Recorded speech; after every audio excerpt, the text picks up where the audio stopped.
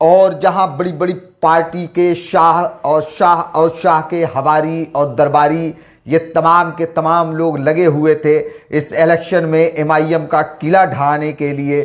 कोई बयान कर रहा था कि हम हैदराबाद का नाम बदल करके भाग्यनगर कर देंगे, कोई कह रहा था पाकिस्तान, तो कोई कह रहा था रोहिंग्या।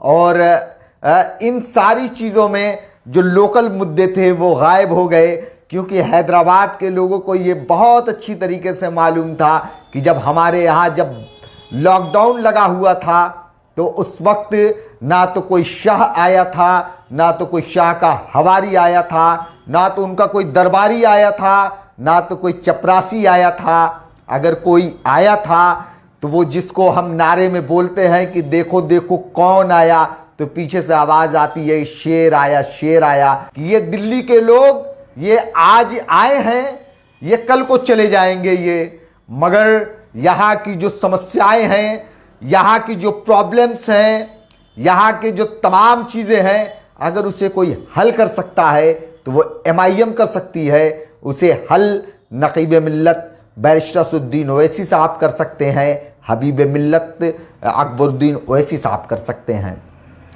और इसलिए 51 सीटों में 44 सीटों पर एमआईएम कामयाब रही और इस 44 सीटों के साथ सबसे बेहतरीन 87% से ज़्यादा रिजल्ट देने वाली पार्टी इस पूरे बल्दिया के इलेक्शन में वो एमआईएम थी।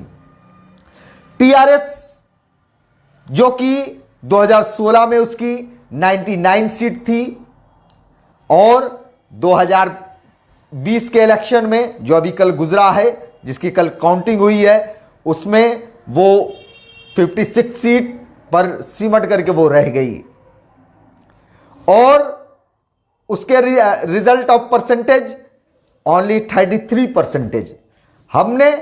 हमारी पार्टी ने 87 से ज़्यादा फीसद रिजल्ट दिया और टीआरएस ने 33% और भारतीय जनता पार्टी ने 32%।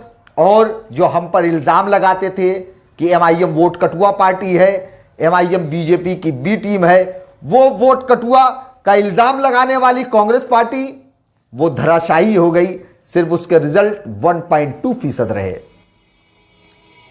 और पूरे इलेक्शन में कांग्रेस मुकम्मल तरीके से वोट कटुआ साबित हुई। कई जगह तो मैंने रिजल्ट देखा कि जहां चंद 100 वोट कांग्रेस ने पाया, वहां एमआईएम को उम्मीदवार चंद 100 वोट से हार गया, टीआरएस को उम्मीदवार चंद 100 वोट से हार गया। और अगर आज भारतीय जनता पार्टी वहां कामयाब हुई है तो उसकी जिम्मेदार सिर्फ और सिर्फ कांग्रेस है। अगर कांग्रेस वक्त हालात को समझती और बीजेपी को रोकने का काम करती तो उसे इंटरनली तरीके से एमआईएम को टीआरएस को सपोर्ट करना चाहिए था, ना कि इलेक्शन लड़ करके 1-2 सीटों पर सिमट जाना चाहिए था। मगर चूंकि आरएसएस की, मैं बार बार कहता हूं, फिर बता रहा हूं कि आरएसएस की political wings Bharatiya Janata party है, तो आरएसएस की नाम निहाद सेकुलर विंग्स वो कांग्रेस पार्टी है।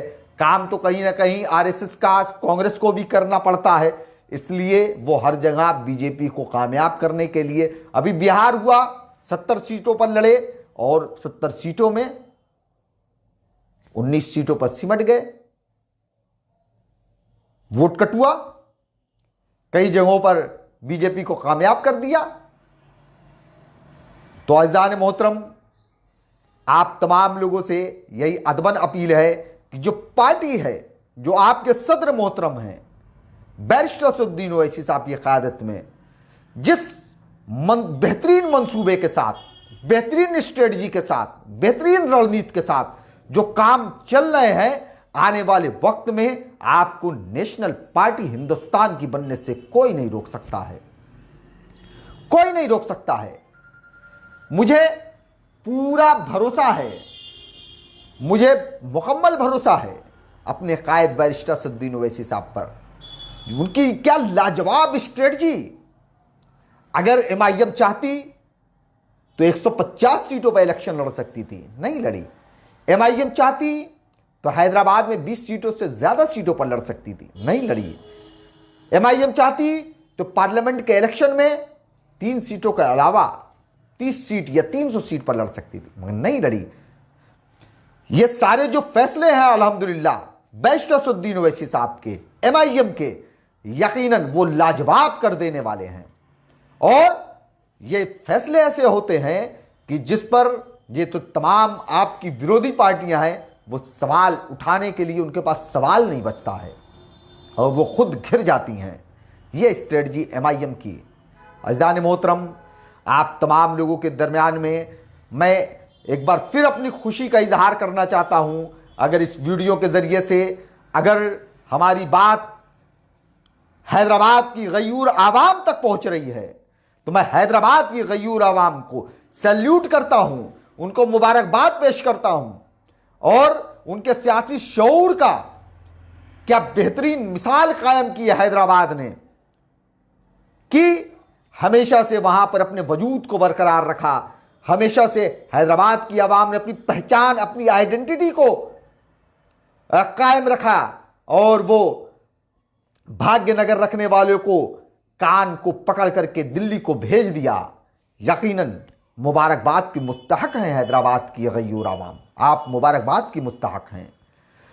और जो तमाम कारपोरेटर्स गुजरे हैं इस वीडियो के जरिए से, मैं उन जो तमाम कारपोरेटर्स जीते हैं हैदराबाद में एमआईएम के, उनको मैं दिली मुबारकबाद पेश करता हूं कि मोहतरम जनाब उत्तर प्रदेश के लोग, आप हैदराबाद के तमाम जो जिम्मेदारान हैं उन तमाम लोगों से हम इंशाअल्लाह ताला उसी स्ट्रेटजी के साथ, उसी क़ुव्वत के साथ, उसी ताकत के साथ इंशाअल्लाह ताला सीखने की कोशिश करेंगे और लड़ने की कोशिश करेंगे। और इंशाअल्लाह ताला आने वाले पंचायत के इलेक्शन और उत्तर प्रदेश के असेंबली इलेक्शन में पार्टी इंशाअल्लाह ताला हम मेहनत करके कामयाबी हासिल करने की मुकम्मल कोशिश करेंगे। आप तमाम से दुआओं का तलबगार हूँ।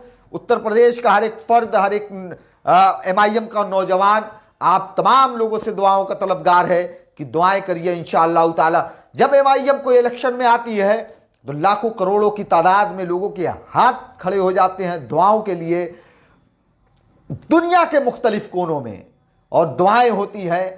यकीनन उन दुआओं में इतनी ताकत होती है कि बहुत बड़े बड़े हुक्मरान आते हैं और अपनी तकरीरें करके वो चले जाते हैं और उसके बावजूद एमआईएम को नाकामयाब करने की जो कोशिश उनकी होती है वो फेल हो जाती है। तो यकीनन आप लोगों की दुआएं हैं। जो नौजवान हैं अल्हम्दुलिल्लाह, बैरिस्टर साहब ने जो सोशल नेटवर्क पर जो लोग बेहतरीन काम करते हैं और उस काम को सराहा।